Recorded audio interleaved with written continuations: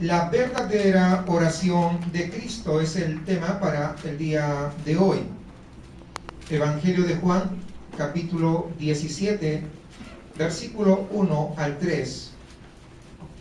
Estas cosas habló Jesús, y levantando los ojos al cielo dijo: Padre, la hora ha llegado. Glorifica a tu Hijo, para que también tu Hijo te glorifique a ti. Como le has dado potestad sobre toda carne, para que dé vida eterna a todos los que le diste, y esta es la vida eterna, que te conozcan a ti, el único Dios verdadero, y a Jesucristo, a quien has enviado.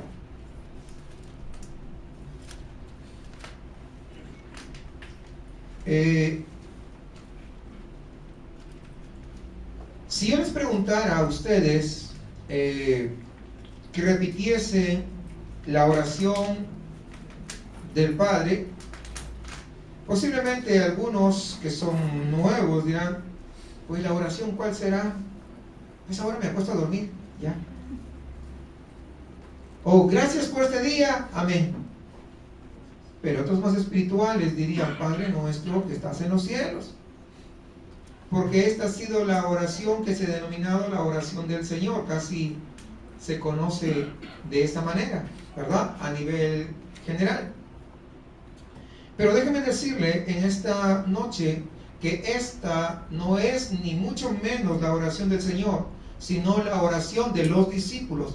Porque recuerden que a la pregunta de un discípulo que les dijo: Señor, enséñanos a orar, fue Jesús quien enseñó a orar a los discípulos. Esa oración es para ¿quién? De los discípulos, no del Señor. Así que nosotros, cuando entendemos así, pues nos estamos equivocando. Pero la verdadera oración de Cristo es la que se encuentra aquí en el capítulo 17 del Evangelio de Juan. Algunos han denominado la oración santísima del Nuevo Testamento, fíjense, algunos estudiosos. ¿Por qué? Porque bajo la sombra de la cruz, nuestro Señor se reúne con los discípulos ahí en el aposento alto, y en presencia de ellos ora hacia el Padre.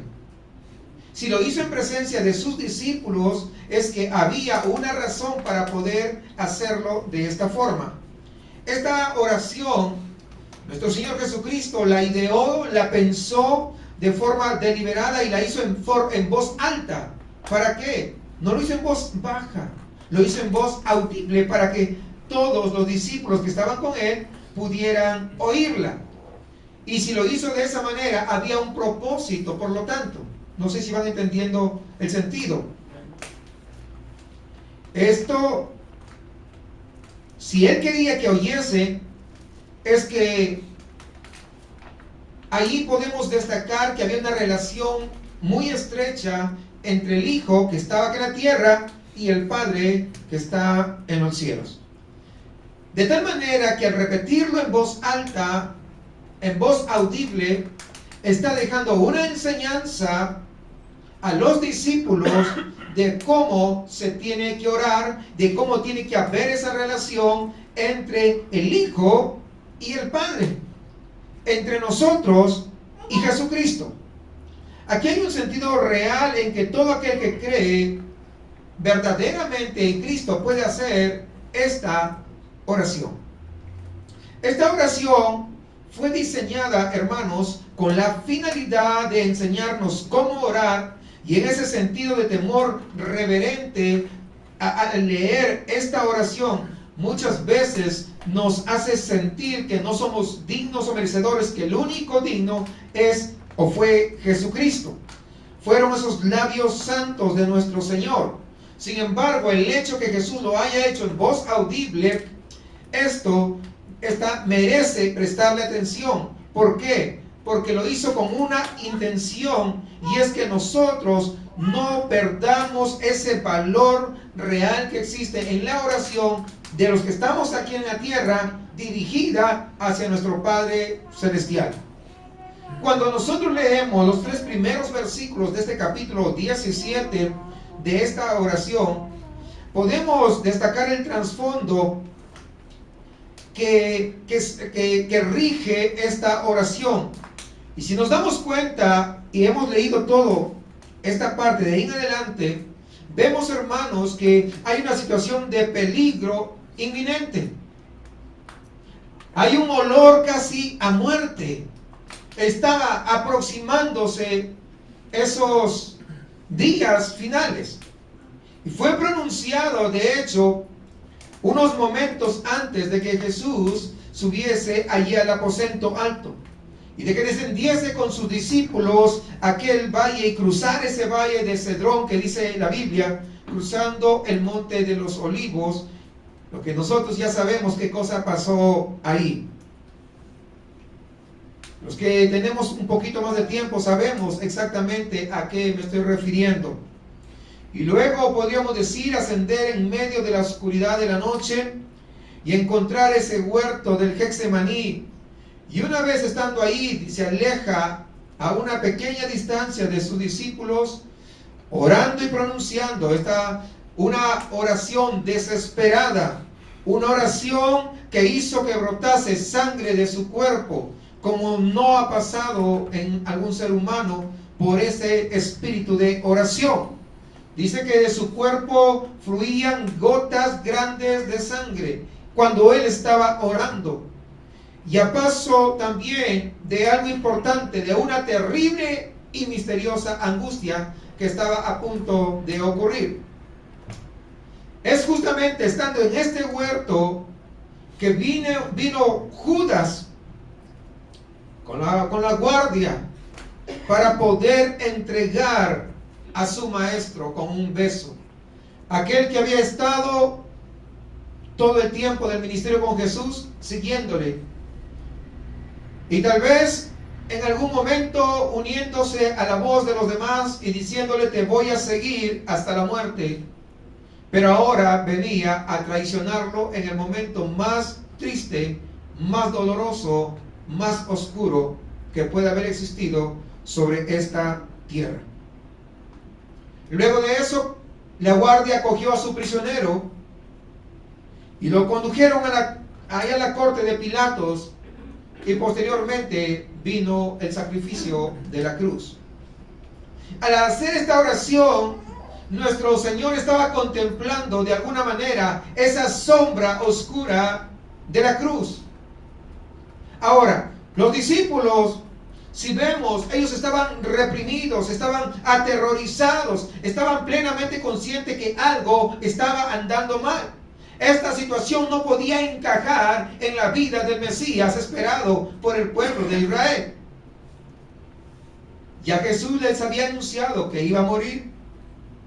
Entonces, en estos momentos, cuando se da esta oración, ellos estaban presintiendo que Jesús definitivamente los iba a abandonar. Ya les había dicho que los iba a dejar. Y los corazones de ellos, con toda seguridad, estaban dominados por el temor. Estaban dominados por la angustia. ¿Y ahora qué va a pasar? Estaban con ansiedad. Pero si nos damos cuenta, en la oración de Jesús no se expresa ninguna palabra de temor. Los discípulos estaban con temor, Jesús no. Los discípulos estaban débiles, Jesús no. Los discípulos estaban nerviosos porque venía el ocaso del ministerio, entre comillas. Jesús no. Dicen que la oración que pronunció Martín Lutero antes que se presentara allá con el embajador del Imperio Romano en la ciudad de Worms, dice que tenía que responder a los cargos de las que se le estaban acusando por haber clavado las 95 tesis. Entonces, cuando allí en su oración lo único que se lee es un vago y repetitivo clamor de debilidad, de impotencia, mediante el cual Lutero lo único que hace es abandonarse una y otra vez a la gracia de Dios como único centro de su fortaleza. Es decir, ahí él podía, en su oración que hizo Lutero, se podía ver terror, estaba atemorizado, se veía angustiado. Pero la oración de Jesús es totalmente diferente. Y quiero que lo vayamos a entender desde ese punto de vista. En lugar de ser un clamor de debilidad, y esto nos va a llenar de esperanza cuando terminemos, yo quiero que entendamos esto. Aquí, en lugar de poder clamar ayuda, de estar suplicando, esta oración comienza con una poderosa conciencia de una oportunidad a la que Él se está anticipando. Fíjense en el versículo 1, dice: Jesús habló de estas cosas y levantando los ojos al cielo. La gente que está nerviosa, la gente que lo único que es agachar la cabeza, no sabe, está temerosa. No vemos esos rasgos en Jesús. Vemos que dice que levantando los ojos al cielo, dijo: Padre, la hora ha llegado. Y hay un punto y coma. Así que vamos a ver esta primera parte. La hora ha llegado. Con estas palabras, Jesús está esperando con anhelo y con evidente anticipación a los hechos que iban a ocurrir, el momento de esa oportunidad ilimitada que Él tenía ante sí. No vemos tristeza. No cabe la duda de que estas palabras, la hora ha llegado, significan, hermanos, mucho más que esa frase que muchas veces empleamos cuando las personas llegan al final de sus días. Me ha llegado la hora. ¿Qué significa? No, pues ya voy a morir, ya. ¿Sí? Esto no significa en el caso de Jesús. Es totalmente lo opuesto.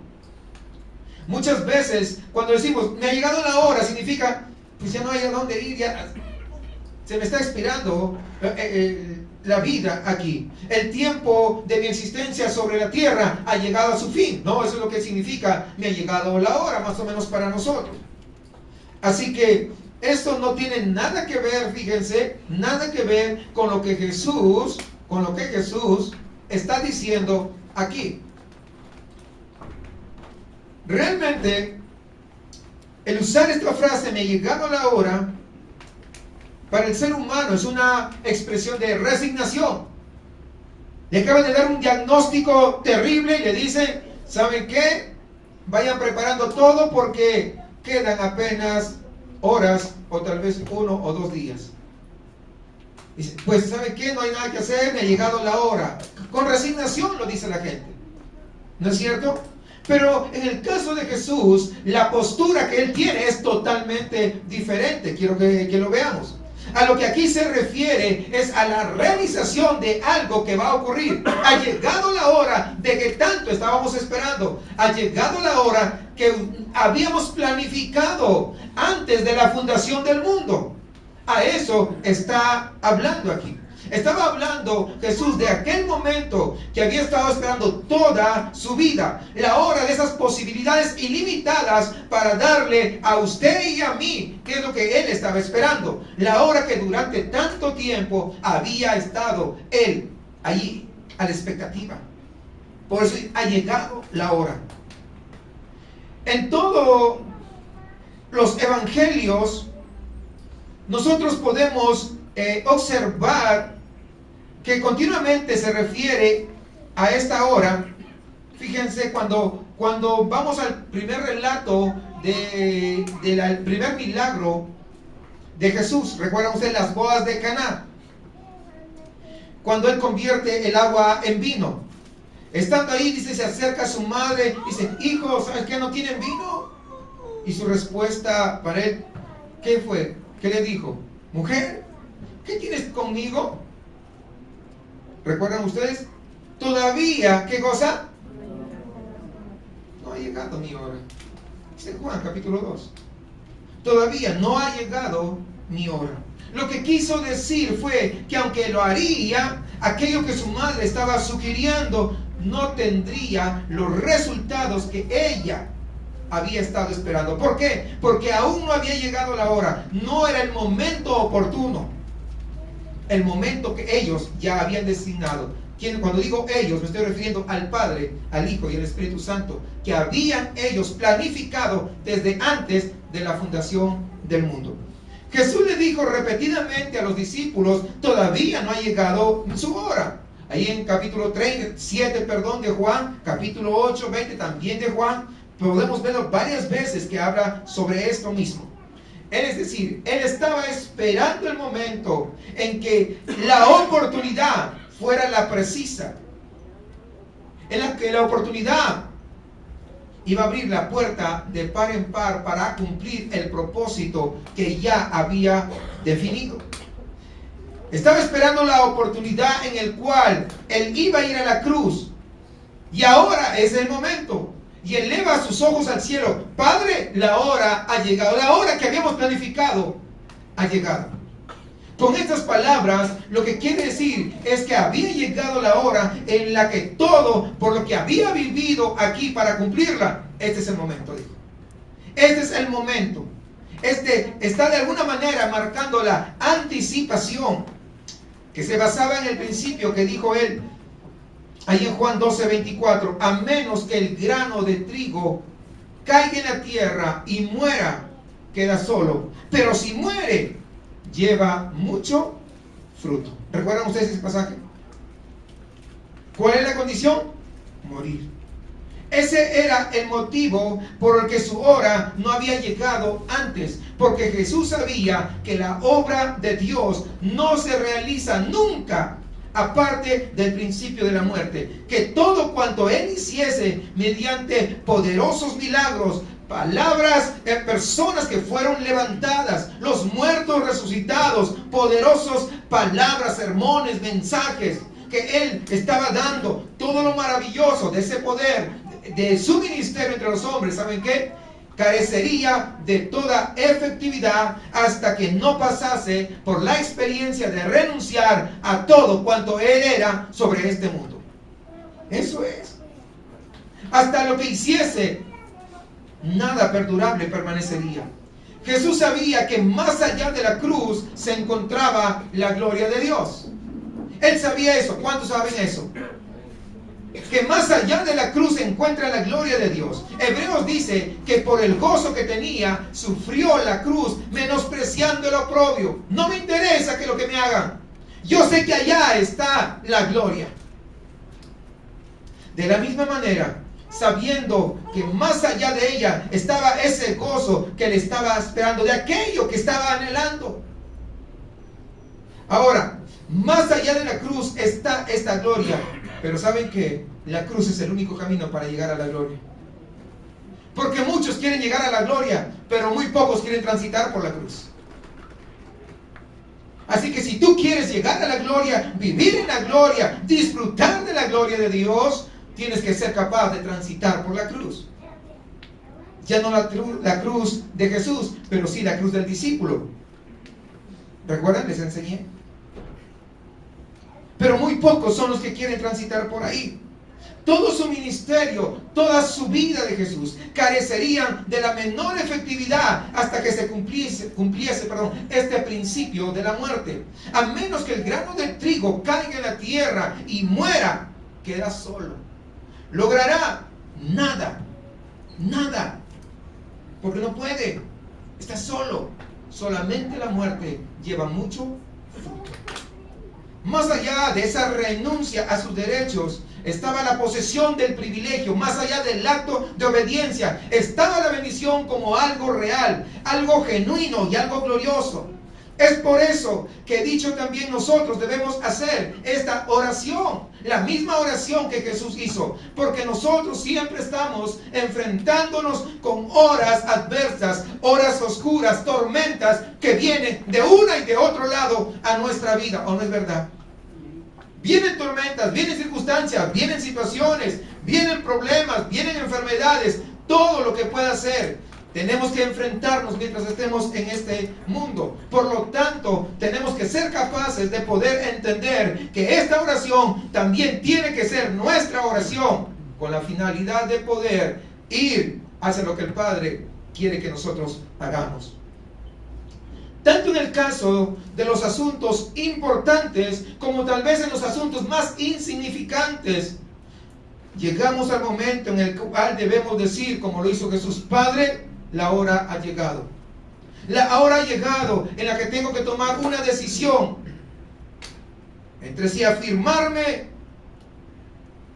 o aferrarme a la vida por mí mismo, actuando de manera egoísta, como lo estaba haciendo anteriormente, o renunciar a ella y poder yo aferrarme a la esperanza, aferrarme a la gloria, aferrarme a la cruz para transitar por ella y al final llegar a la gloria de tu presencia. Ha llegado el momento en que tengo que yo decidir si ir por esa senda ancha o permanecer en la senda angosta, aunque cada día se hace más estrecha. Ha llegado la hora en que yo decido si voy a ser un cristiano fiel o voy a seguir siendo un cristiano mediocre. Ha llegado la hora en que tienes que decidir qué quieres ser. ¿Quieres ser un verdadero hijo de Dios o quieres ser una imitación de hijo de Dios? Ha llegado la hora en que tú tienes que decir, yo tengo que caminar como Jesús caminó. Y dejar de caminar como el mundo camina. O aún los que se dicen cristianos caminan. Siempre nos vamos a estar enfrentando con horas de esta naturaleza. Muchas veces le llamamos decepciones, demoras, tal vez tragedias. El nombre que se le ponga. Muchas veces la consideramos como invasiones de nuestra vida privada, a nuestro derecho a vivir, a nuestras propias vidas. Pero si las vemos como Jesús lo miró, entonces reconoceremos que cada momento, que cada hora que se presenta es una gran posibilidad en la que nosotros, si actuamos conforme al principio de entregarnos a nosotros mismos, vamos a descubrir, hermanos, una puerta abierta hacia el reino de los cielos, una puerta abierta a un reino de servicio, de bendición y de gloria, tan amplio que resulta casi inimaginable, pero siempre y cuando nosotros estemos dispuestos a morir, a renunciar y decir, ha llegado la hora. Porque muchos viven en ambivalencias, muchos viven en emociones y quieren emocionar a la gente, ni ellos se ven emocionados. Ha llegado la hora de ser verdaderos, de ser genuinos. Ha llegado la hora de poder ser verdaderamente un cristiano que todos puedan decir, ese es un verdadero hijo de Dios. Que todos puedan decir, yo quiero ser imitador de Él. Porque tenemos que ser capaces de poder dar testimonio a los demás. Ser testimonio incluso a nuestra familia. Eso es precisamente lo que quiso decir Jesús con las palabras, la hora ha llegado. Que era una oportunidad, un momento de esa gran oportunidad ilimitada. Y luego pasa a otra palabra. La segunda parte del capítulo 17, versículo 1 dice, glorifica a tu Hijo para que el Hijo te glorifique a ti. Así como le diste autoridad sobre todo hombre, para que dé vida eterna a todos los que les has dado. Estas palabras revelan que está hablando plenamente consciente de una relación adecuada, apropiada entre el Padre y el Hijo. Si examina usted cuidadosamente estos versículos que estamos leyendo, se dará cuenta, hermano, que existe una maravillosa interacción de personalidades. Glorifica a tu Hijo, para que el Hijo, ¿qué? Te glorifique a ti. Fíjese, viene y doy, viene y doy. No glorifica a tu Hijo para yo llevarme toda la gloria, no dice eso, para que yo te glorifique a ti. Hay una interacción. ¿Van viendo esa relación? Es una relación bastante estrecha. El Padre le da al Hijo a fin de que el Hijo a la vez le pueda devolver al Padre. No se trata del acto de dar una sola vez, mediante el cual el Padre le concede autoridad sobre toda carne al Hijo, sino de una entrega continua. El Padre dando y el Hijo devolviendo. Continuamente. El Padre está continuamente concediendo al Hijo la autoridad sobre toda carne. ¿Por qué? Para que el Hijo pueda continuamente también devolverle al Padre los hombres que el Padre le ha dado para que puedan ser suyos. Es lo que está diciendo aquí. Y lo que está expresando aquí con este maravilloso lenguaje es sencillamente que todo su ministerio es una manifestación del poder adecuado para poder hacer frente a cualquier exigencia. ¿Y cómo lo hace? simplemente porque el Padre le está dando, no por sus propias fuerzas. Yo hago todo lo que el Padre me mandó a hacer. Si tú tienes un don y un talento, es porque el Padre te lo ha dado. Y mi pregunta es, ¿tú le estás devolviendo la gloria a Él? Signo de interrogación. Todo lo que tienes, el Padre te lo dio, pero es para que glorifique su nombre. ¿Tú le estás dando en esa proporción que el Padre te ha dado? Tal vez por eso es que algo de lo que te ha dado comienza a menguar, porque no le estás dando la gloria completa a Dios. Fíjese, hay una interacción, no sé si usted comprende esto, pero hay una claridad. El Padre le concede autoridad, pero ¿para qué?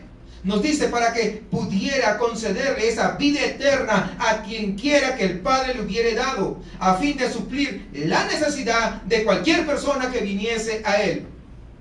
Los que son enviados al Padre, atraídos a Él, van a acudir a su presencia. Quien quiera, dice que sea. Dice Jesús, mora en Él gracias a ese don del Padre y todo cuanto es necesario para hacer frente a cualquier exigencia que se pueda presentar de las personas que pueden acercarse con esa situación, con esa necesidad. Él es suficiente para poder hacer frente a cualquiera de ellas. El nombre que le pongan.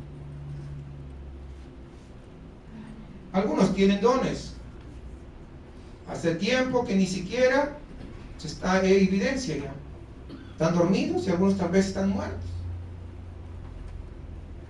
Pero fíjate, cuando el Padre te da, es para que tú correspondas.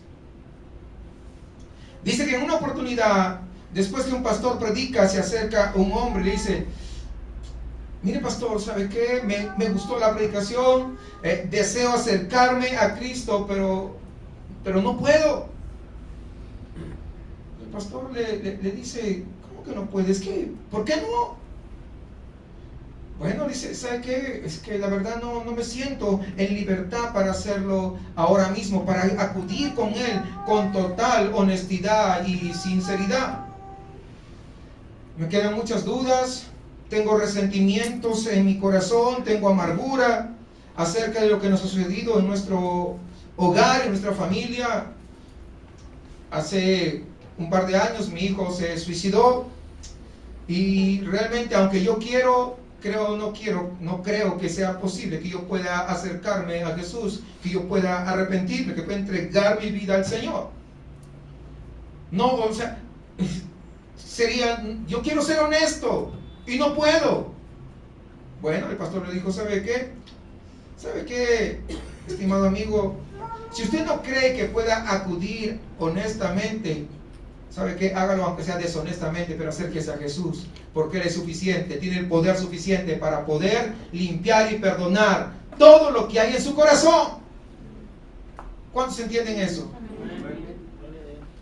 Porque muchas veces es lo que limita a las personas, porque creyendo que Dios está limitado, que Cristo está limitado. La palabra es bien clara: el que tenga sed, venga, eso es todo. ¿Tienes sed? Ven. No es que no creo que sea fiel. Pues ven con tu infidelidad y Dios te hará fiel. Dios cambiará tu corazón, porque Él tiene poder, porque el Padre le da al Hijo y el Hijo le devuelve al Padre, para la gloria de su nombre. ¿Entiende usted eso? Sí, si usted va comprendiendo. O sea, hay un poder inagotable. Es una puerta ilimitada en estos momentos que el Padre está dispuesto a dar sobre sus hijos. Pero tenemos que ser capaces de establecer esta relación, esta oración que estamos hablando nosotros. ¿Cuántos dicen gracias, Señor, por sacarme de la rebusnancia? Porque así estábamos, ¿no? ¿Sabe quién rebusna? Bueno, ustedes no entienden eso. Porque es lo que somos muchas veces. Leemos y no entendemos y no sabemos. Y muchas veces pasamos por alto tantas circunstancias, tantas situaciones. Y muchas veces vivimos, como dicen acá, amolados. ¿Saben por qué? No porque nuestro Dios no es superior, no es suficiente, sino que nosotros no somos capaces de acercarnos como tenemos que hacerlo. Y entonces el poder del Señor no comienza a fluir. Ese poder del Padre que está disponible no comienza a fluir. Es que como si nosotros hubiéramos cerrado la llave. Dígame, ¿qué agua va a correr? Pues nada. ¿Cuántos entienden eso?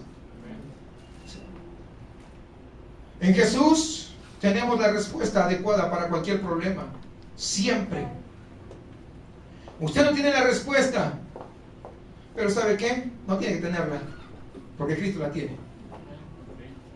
Presente el problema a Él, sea cual fuere, duda, incredulidad, falta de honradez, temor, amargura, ansiedad, preocupación, lo que sea, sea lo que fuere. Jesús dijo ahí en Mateo 11, 28, venid a mí, todos los que estáis fatigados y cargados, y yo os haré descansar. Es una promesa, venid a mí. Venid a mí. Muchos vienen a la iglesia, no vienen a Cristo. ¿Qué pasa? Y a veces están viviendo así. Ese es el gran problema. También dijo en Juan 6:37, todo lo que el Padre me da vendrá a mí, y al que a mí viene jamás lo echaré fuera. Jamás. ¿Qué quiere decir? Esa es la maravillosa relación que tuvo cuando estuvo aquí en la tierra, pues el Padre es el que le estaba concediendo siempre esa autoridad sobre toda carne, sobre cada una de las personas que acudían a Él, sobre cada circunstancia, enfermedad. El Padre le daba autoridad y le decía, levántate, Lázaro, ven fuera. No interesa cuál sea la situación, Él sigue teniendo poder y autoridad. Él siempre tiene la respuesta adecuada a cada necesidad, para que a su vez Él, al hacer frente a esa necesidad, pudiera devolver a ese hombre al Padre y decirle, aquí está, habiendo recibido ese don directamente del Padre y fue ejercido sobre esa persona. ¿Cuántos van entendiendo eso? Qué glorioso es poder conocer. Ahora, debería aquí hacer una pregunta. ¿Reconoce usted que nosotros tenemos actualmente la misma relación que el Señor Jesús tuvo con su Padre? La semana pasada estábamos estudiando las palabras de Jesús. Ahí en Juan 14:1 dijo, el que cree en mí, Él también hará las obras que yo. ¿No dijo eso? Y mayores que estas hará, porque yo voy al Padre. Entonces tenemos que establecer esa misma relación que Jesús tuvo con el Padre. Todo cuanto está diciendo es que gracias al hecho de que la vida de Jesús mora en nosotros. ¿En cuántos mora la vida de Jesús? Entonces Él está dispuesto a concedernos continuamente esa autoridad sobre toda carne, sea cual fuere la necesidad. Pero a veces tú ni le crees. Y ese es otro problema.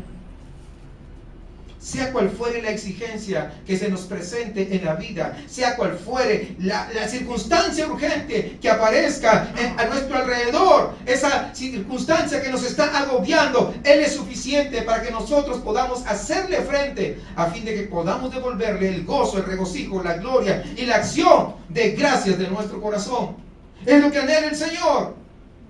Que vivamos con un corazón agradecido permanentemente hacia Él. Tenemos nosotros que tener lo que Él es, a fin de poder hacer lo que Él hizo. ¿Qué tenemos que hacer? Tener comunión con Dios, para poder tener lo que Él hizo y hacer lo que Él hizo. Comunión con el Padre. Y es lo que a veces nos falta. Por eso que muchas veces no hay esa evidencia de ese poder sobrenatural y extraordinario. Muchas veces hay emociones, hay muchos gritos, pero falta poder. Falta poder. Esto que estoy mencionándole, este es el secreto del verdadero cristianismo, que no está muerto, que está vivo, porque Cristo resucitó. Y si Cristo resucitó y vive en nuestros corazones, pues nosotros tenemos que tener ese poder. Incluso en esta hora de peligro, de muerte y de tinieblas, cuando la cruz ya estaba a las vísperas, Él ora al Padre y dice, gracias Padre, ha llegado la hora.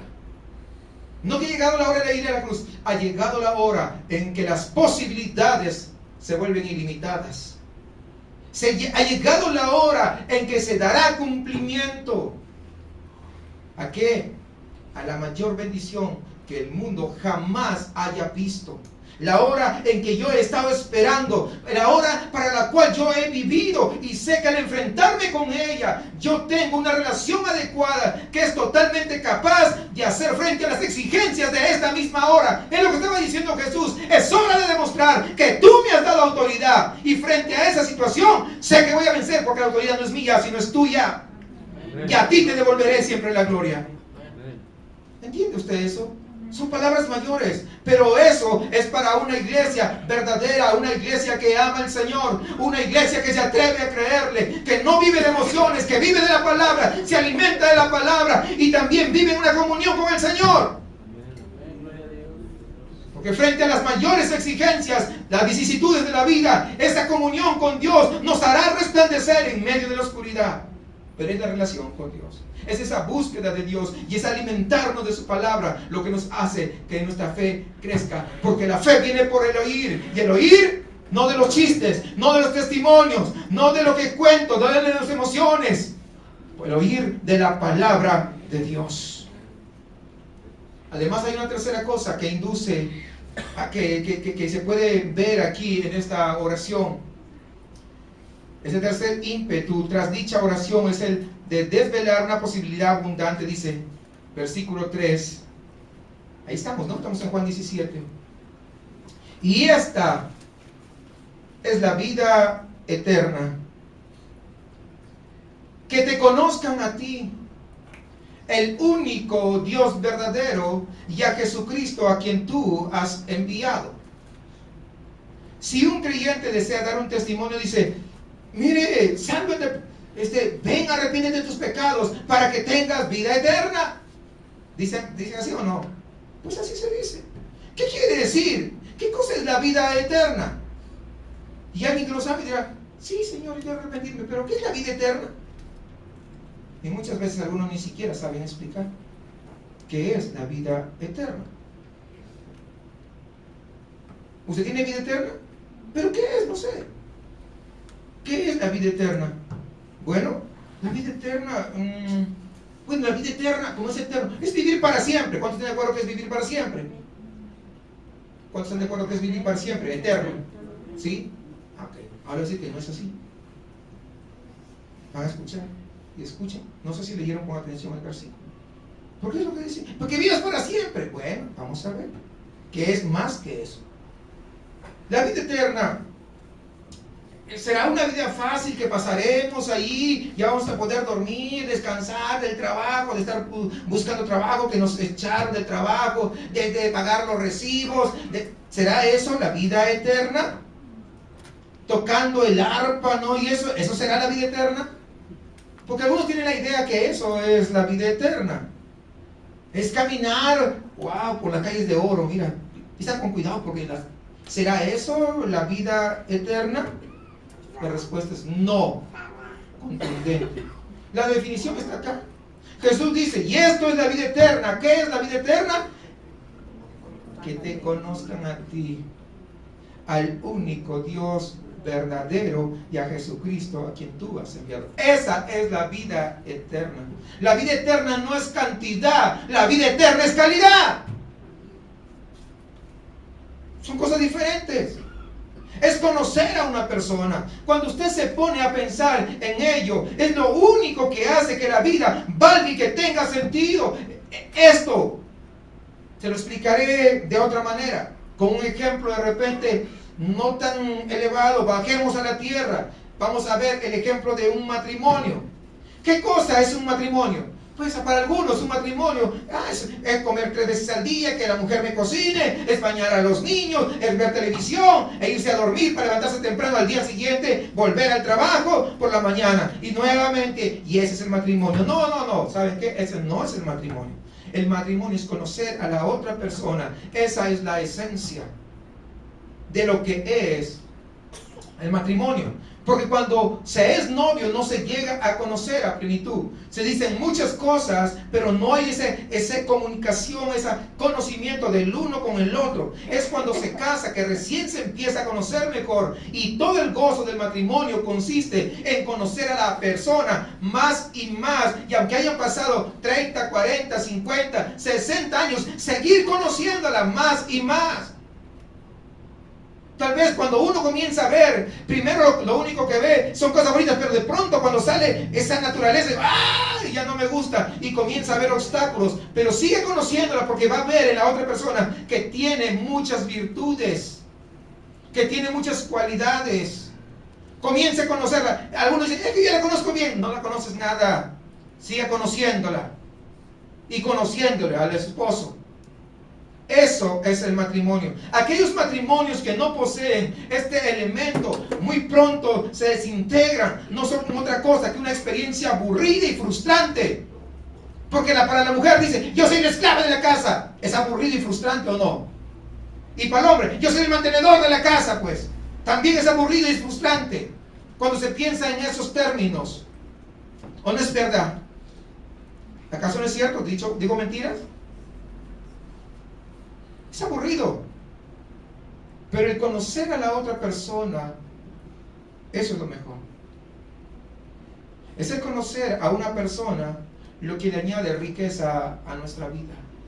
Es por eso que la vida eterna es el conocimiento de esa persona eterna, esa intimidad de la comunión, el compañerismo con esa persona de Dios. Esa es la vida eterna. Dice, y esta es la vida eterna, que te conozcan a ti, el único Dios verdadero.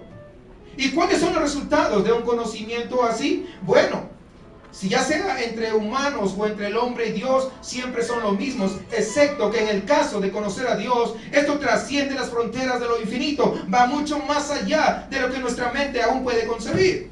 Lo primero es el gozo. La vida se convierte en un verdadero disfrute. El conocer a otra persona significa el fin de la soledad, ¿o no es cierto? Claro, implica contar con un corazón que te comprende, una persona a la que nosotros podemos contar nuestros problemas, nuestras circunstancias, que podemos compartir nuestras alegrías juntos, también podemos compartir nuestras tristezas, y no hay nada semejante en esta vida. Con quien más tenemos confianza es con la esposa, igual es el esposo, porque ese es el matrimonio. Si tú no confías en tu esposa o en tu esposo, déjame decirte, tienes que hacer bien las cosas, eso no está bien, algo está mal. Ahora, y en esto también consiste el conocer a Dios, en esa plenitud, en ese gozo, en la riqueza de esas experiencias, pero más que disfrute, representa una expansión de ese gozo. ¿Ha observado usted alguna vez que una persona que se retrae de los demás, que se aísla de los demás, que vive como un ermitaño, ya sea aislándose real o mostrándose de repente retraído e inaccesible por todos, lleva también una vida muy estrecha?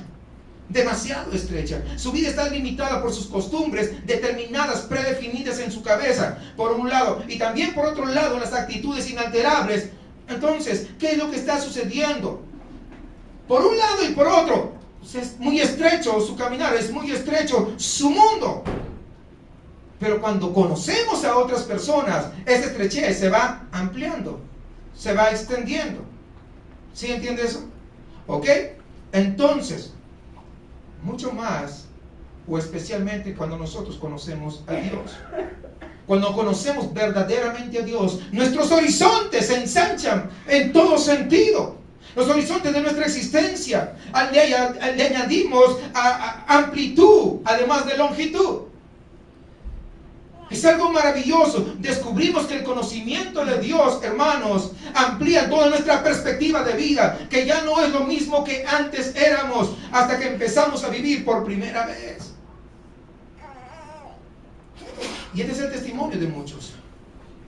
Muchos que no saben acerca del conocimiento de Dios, piensan que Dios está tan pero tan lejos, que incluso que no les puede escuchar, que no puede atender nuestras súplicas o nuestras oraciones. Pero cuando verdaderamente se llega a conocer quién es Dios, entonces uno se da cuenta de que Dios está al corriente de todo, que Él no tiene que decirle nada y que nada le agarra por sorpresa, que nada se le escapa de sus manos. Es decir, entendemos que es un Dios real, que se interesa por la vida, que ha venido para poder ampliar nuestro horizonte, si nosotros nos rendimos a Él. Pero si no nos rendimos ante Él, ¿sabe qué? Descubriremos que la vida se está constantemente volviendo más y más estrecha, como un canal restringido donde tenemos que pasar, atravesar, que no tiene suficiente anchura, ni mucho menos. El conocer a una persona añade deleite, expansión, pero sobre todo enriquecimiento, porque la vida no solo se debe tener longitud y anchura, sino que se tiene que tener también profundidad. De eso está hablando. Cuando nosotros conocemos a Dios por medio de Jesucristo, porque no hay ninguna otra manera de llegar al conocimiento de Dios, excepto a través de Jesús el Mesías, puesto que Él mismo dijo, ahí en Mateo 11:27, nadie conoce bien al Hijo sino el Padre, nadie conoce bien al Padre sino el Hijo, y aquel a quien el Hijo lo quiera revelar. Es decir, participar de la comunión y la obediencia a Cristo, descubrimos, hermanos, que Él enriquece nuestra vida en todas sus dimensiones. No solamente en un aspecto, en todas. Y se convierte entonces nuestra vida en una vida cálida y fulgurante en nuestro interior. Tal vez por primera vez comencemos a experimentar la vida como se pretendía que fuera esa vida. No sin problemas, porque estamos en este mundo, pero experimentamos esa calidez del amor de Dios en nosotros. Algunos se hacen creyentes siendo jóvenes, otros se hacen creyentes siendo ya adultos, otros ya mayores, y algunos al final de sus días, cuando le falta poco tiempo aquí sobre la tierra. Pero estos últimos días siempre son los más maravillosos de su vida.